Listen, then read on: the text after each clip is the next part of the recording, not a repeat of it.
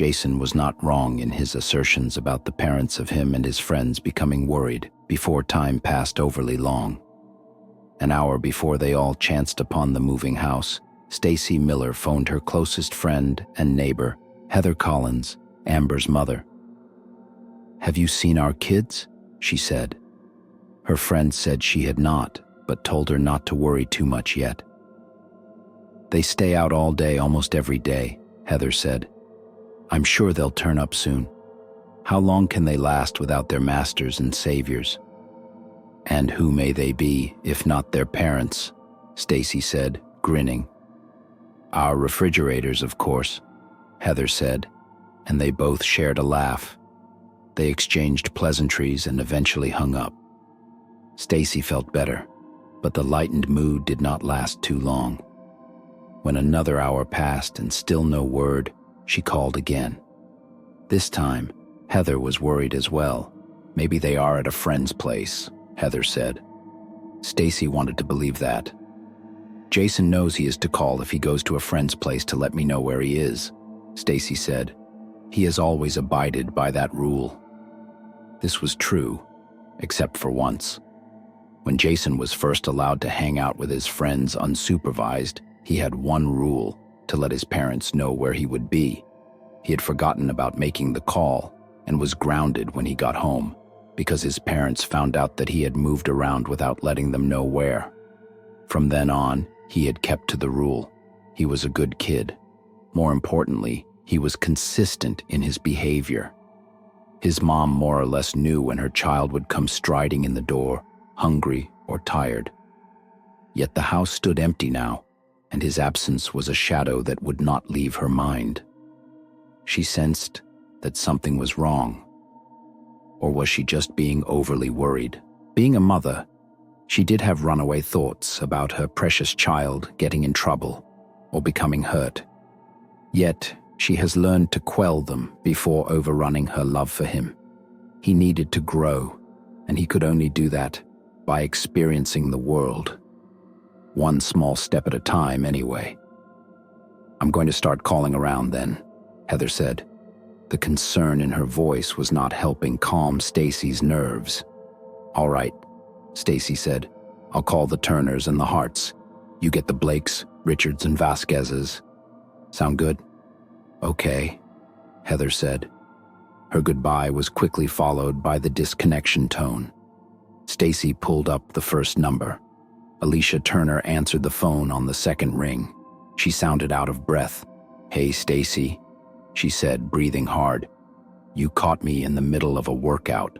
What's up?" "Alicia, have you seen Jason or any of the kids?" she said, trying her best to keep the worry from her voice. There was silence on the other end of the line for a few moments. Then Stacey heard Alicia curse. "I didn't realize how much time went by," she said, now mirroring Stacey's worried tone. "Ryan said he was going off to play in the woods, something about Derek wanting them to explore something haunted." A sliver of dread slid into Stacey's heart. She's warned Jason over and over again not to chase the ghosts that haunt Greywood. She knew he didn't believe in her tales. It didn't seem that any of the children did. Then again, why should they? The town has seemed to be in restful slumber for so long, ever since that dreadful night many years ago. "Have you seen any of the kids, Frank?" "They've been missing for a while," Stacey said. She expected Frank to brush her off and tell her to leave him alone. To her surprise, he seemed to sober immediately. "It can't be," he said. "What?" Stacey said. "Frank, what can't be?" "Oh my God," Frank said, his voice wavering. "Not my little girl." Suddenly he was shouting, "Not my little girl, not my Megan." Stacey tried calling his name again and again. The man seemed to have lost all sense. She ended the call in frustration and scrambled for her car keys, then rushed out of the house. Her phone rang. It was Heather. "Stace, nobody has seen them. Any luck?" Heather said. "Heather, stop whatever you're doing and come outside. I am coming to pick you up," Stacey said, slipping into her car and slamming the door shut. "What?" Heather said, now sounding frightened. "Stacey, do you know something? Did something happen? Just come outside. Now," Stacey said. "Stacey," Heather said, "you're scaring me. What is going on?" "I don't know, but I'll tell you on the way," she said, starting the car. She hung up the phone and slammed the shifter into reverse. Her foot sank down on the accelerator and the tires spun, kicking dirt up in a cloud. The car skidded onto the road, and then she was gunning up to the next house. Heather exited her door, her face alarmed. Stacey lowered the window and waved for her friend to hurry up. "Come on," she said. "Get in." Heather did, and then Stacey was flying forward again. Heather held onto the seat for dear life as they sped around curves in the road and ignored stop signs. Heather cursed as Stacey cut someone off. They blared their horn but were soon from sight as the offender left them behind, disappearing around another bend. "Stacey, you're going to kill us," Heather said. "Where are we going?" "I just talked to Frank Hart," Stacey said. The car lurched as the back end swung.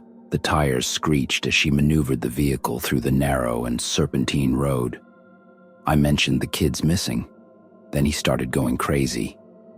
"What?" Heather said. "What's new about that?" "The man has always been a little crazy. He kept screaming about his daughter," Stacey said. "He was scared. Color me surprised that he is concerned for his child like we are," Heather said, then added, "Look out." A deer leaped into the road, just as they were emerging around a corner. Stacey, with adrenaline coursing through her veins, reacted quickly, turning the wheel just slightly. They missed the deer by inches. Heather looked back as they righted back into the proper lane. Her hand went to her mouth and uttered a shriek. The deer, she would later swear, was grinning at them. The Hart homestead was a rundown farm, the animals mostly roaming free and unattended inside muddy plots, kept barely caged by fences falling to ruin. The patriarch, Frank, who inherited the farm from his hard-working but heavy-fisted father, spent his days drinking himself to oblivion more than anything. The property reflected this through outward appearance of extreme neglect. At last, Stacey came upon the road that led down to the Hart farm. Heather was the first to see the smoke rising above the trees. She pointed at the dark plume, her eyes wide. "Fire," she said.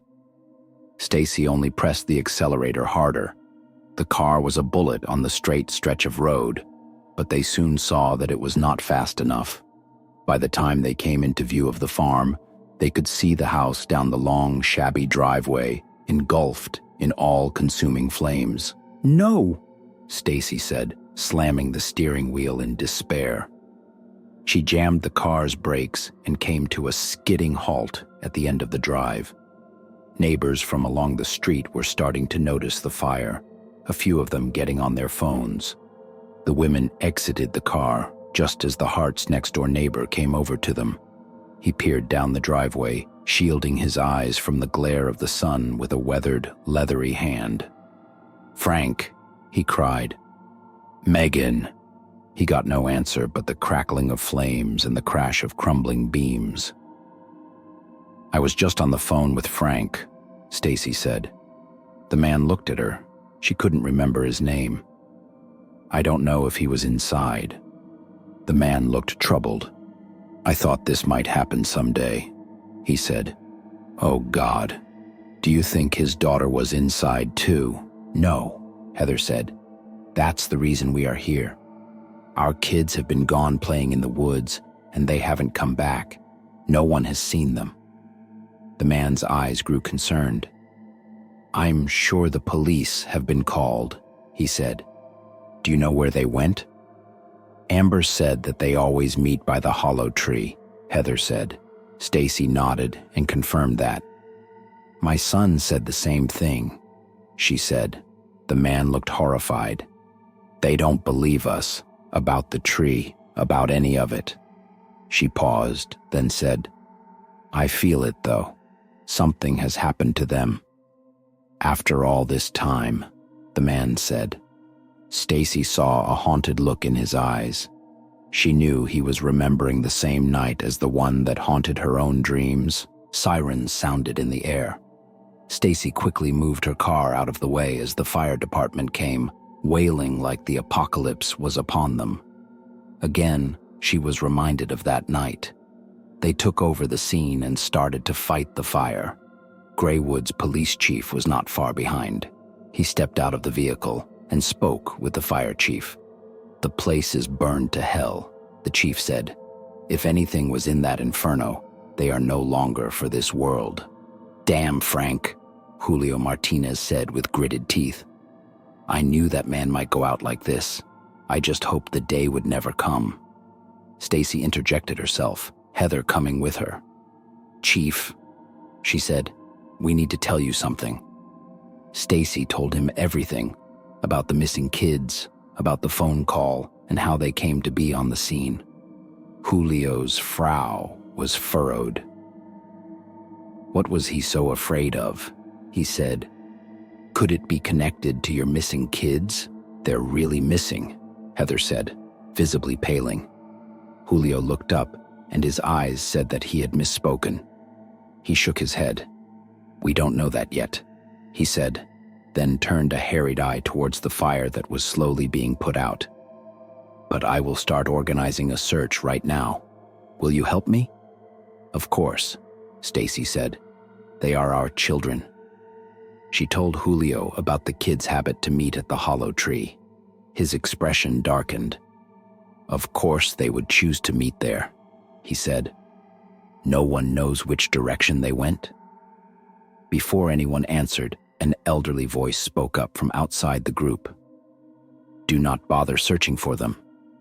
They all turned to see an old man, bent with years, yet still having a lively twinkle in his blue-gray eyes. He was grinning, and for a moment, Heather was reminded of another grin she had recently seen. She shivered with the horrible recollection. "Tolman?" Julio said. "Tolman? What are you going on about?" "Do you know something?" Tolman cackled, missing teeth showing through a grisly smile. Stacey wanted oh so much to smash his face in. His attitude disgusted her. Then he spoke again. "You mistake my meaning," he said. "What I mean is that it is useless to search for them, even though I know where they are." His eyes sparkled with morbid mirth. "Or rather, who has them?" Julio stepped up to Tolman. "You need to tell me what you are talking about," he said, his tone angry. "Now." "Sure," Tolman said. "I will tell you of secrets and dark ways." He turned and began to shamble back to where his driver waited, back door held open of his black Cadillac. "Follow me to my home. It is not safe to talk out in the open." Before any of them could protest, Tolman bent and, grunting with pained effort, climbed into the back of the Cadillac. Then he was off. Julio, Stacey, and Heather only had time to look at each other. Seeing as they had little choice, they went to their cars and went after him. Along the way, Stacey phoned Alicia and the other parents. She told them to meet at Old Man Tolman's house. Afterwards, she grabbed Heather's hand. Her friend had tears streaming down her face. Heather gazed at her, biting her lips in worry. "God, Stacey, I'm scared," she said. "What has our kids?" Stacey could barely keep the fear from making her voice tremble. "I don't know," she said. "We need to call our husbands and tell them what's going on." When Heather broke into sobs, she comforted her friend with an arm around her shoulders and a reassuring promise. "Don't worry, we'll get them back," she said. Heather looked at her through bleary eyes as if to say, "Yes, but in what state will we get them back in?" She only nodded, and hope was fleeting from her eyes. Stacey knew that no words of comfort could pierce too deep. Not after the night they lived through, when they themselves were not much more in years than their children. Would death follow, as in that dark time, She could not bear the thought. They finally made it to Tolman's house, far removed from the center of town, sitting high in the hills of Greywood. The home was a dark mansion, foreboding and empty, but for the man himself to haunt its many rooms and halls. Stacey shivered to think of living out in this thick wilderness, all alone. In a town like Greywood, no one liked being alone, especially at night. Yet it never seemed to bother Tolman. She wondered if they were soon going to find out why. Stacey and Heather met up with Julio at the front door. The driver parked inside the garage, and after a time, he opened the door to let in Tolman's guests. The house was a pit of shadows, seemingly made ever more threatening by the dour Mr. Tolman, who sat hunched in his high chair in front of the unlit fire pit. He stared into the ashes, his eyes seeming far away. "Okay," Julio said. "No more games, Tolman. Tell me what is going on.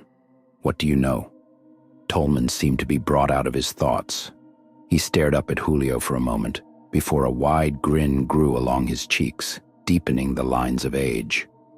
He looked to Stacey, a demonic scarecrow. He pointed a gnarled hand to the painting of a man above the mantelpiece. He was dressed in 19th century clothes, his face as dour as Mr. Tolman's, though considerably younger. "Behold," Tolman said, "my late wife's beloved great-great-grandfather." "Tolman," Julio said, losing patience. "What is this all about? This is no time for your games." "Peter Holland Hart," Tolman said, ignoring Julio's outburst. "He has the answers you seek." "Where?" Stacey said, cutting off Julio before he could explode at Tolman again. "Please, tell us where we can find our children." Tolman looked at her with such a pitiless gaze that Stacey flinched backward. "My late wife studied the history of her forefathers. She was obsessed, actually. As they all were before her, it seems that it finally drove Frank to madness." Tolman cackled, sounding quite mad himself. "Obsessed with what?" Heather said. As she said this, they heard more cars pulling into the driveway. The driver looked towards the disturbance, then eyed the group, as if telling them not to bother his master too much, before going to let in the newly arriving guests. "Here," Tolman said, reaching into an ancient rucksack made of oilskin. He pulled out a leather-bound book. Heather gasped, and Stacey put a hand to her mouth. On the cover was strange, occult markings. Underneath ran strange letters. It was ominous, to say the least. He handed it to Julio, who took it with a dubious look in his eyes. "How is this supposed to help us find the missing kids?" he said. He moved to open the cover of the book. Tolman's hand shot out, catching his wrist before he could do so. His grip was surprisingly strong. "Do not open that wretched thing until you are in the sanctum," he said, starting to cough. "Otherwise, it will find you, just as it found your little ones." "Are you mad?" Julio said, jerking his hand back. He would have said more, but the rest of the parents arrived. Each of them brought a flood of questions. Meanwhile, the driver tended to Tolman, whose hacking racked his whole body. "All of you silence," the driver said at last. "Mr. Tolman has given you what you require." He pointed down a darkened hallway. At the end, a sliver of light could be seen through a door standing slightly ajar. Stacey could barely make out some markings on it. The shadows obscured a clear view. "The sanctum is there," the driver said. "Go inside. Mr. Tolman is not well and becomes less so when excited. Please, take your investigation to the place appointed." Julio nodded, then glared at Tolman. "I'll be back with questions," he said. Then he turned to the others gathered there. "Let's go." They all followed him. Stacey and Heather looked at each other, then at the walls as they passed down the hallway. Grim paintings, much like the one over the mantelpiece, looked down at them. The faces were all of the Hart lineage, men and women. There was a haunted look in all their eyes. Stacey felt like they were watching them, and she imagined their eyes moving with the movement of the crowd. Finally, they came to the room. Julio pushed the door open, the hinges uttering a shrill scream of grinding rust. The room was an ancient and long, unused study. Dust lay thick on everything, and cobwebs hung all over. A few of them coughed with the cloud of dust that came to greet their arrival. As the door widened open, so too did the light from a grungy window fall upon it. Stacey confirmed that there were indeed markings upon it. They made her blood run cold. There were more occult markings, etched with what could only have been a frantic energy. The wood was splintered and chopped, the design crudely made in extreme hurry. She remarked how it closely resembled the seal on the book still held in Julio's hand. They all entered the room, no one saying a word. The smell of the room is stale, stinking of mothballs and mouse droppings. Julio was about to address everyone when the door began to swing shut. It was not swinging closed on its own. The driver was there, his hand upon the faded brass handle. His face was turned down, darkened by shadow. "Wait!" Heather said, lunging for the door. Everyone did the same, but they were too late. The door slammed shut with a resounding boom. Dust shook from the ceiling, raining down around them. They coughed and sputtered in its cloud for some time before clearing their sinuses. Alicia tried the door. She pulled and yanked. It would not give. "It's locked," Shu said, frantic. Julio set the journal down and pushed his way to the forefront. He pounded on the door. "Tolman, what is the meaning of this? Hey, let us out of here," he said. There was no answer. He kicked at the door, then rammed a shoulder into it. It did nothing but send more dust into the air for them to choke on. Julio panted, his hands on his knees. He started to unclasp his gun. Then he paused, taking notice of the strange state of the door. The door had hundreds of scratched markings on them. It took a moment, but after the air cleared, Stacey could see they were not random etchings. They were words. The same 3 words written over and over again. The moving house. The moving house. The moving house. It covered the wood completely. The others noticed it as well. Then, upon further examination, they saw the words continued onto the wall, down over the floor at their feet. It was carved into the furniture. Finally, above their heads, the words stared down at them from on the ceiling. "Oh my God," Heather said, horrified. A slamming noise made them all jump. They turned towards the sound to find the journal now flipped open to the first page. Julio moved everyone back, approaching the book very carefully. He looked down at the ancient, yellowed page.